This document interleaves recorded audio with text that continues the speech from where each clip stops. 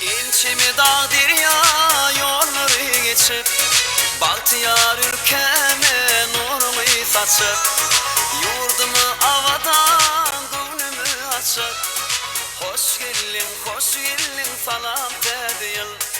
Yurdumu avadan gönlümü açıp hoş geldin salam dedin Hoş geldin salam dedin Bahtiyar ülkeme gel dedin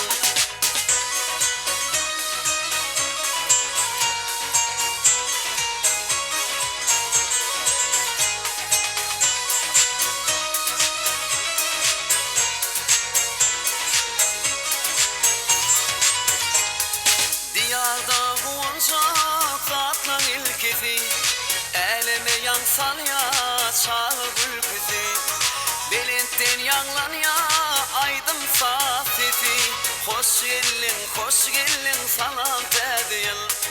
Belintten yanlan ya aydım safeti Hoş geldin salam dedin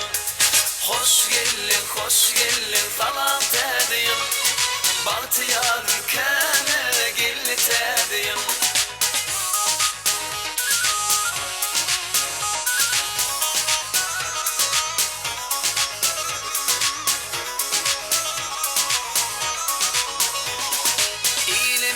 Kana yolumu yağıtı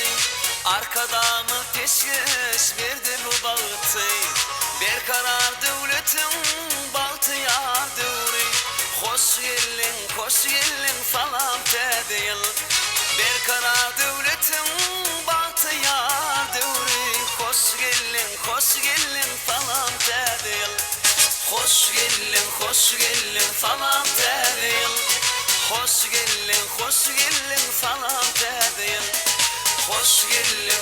geldin salam dedin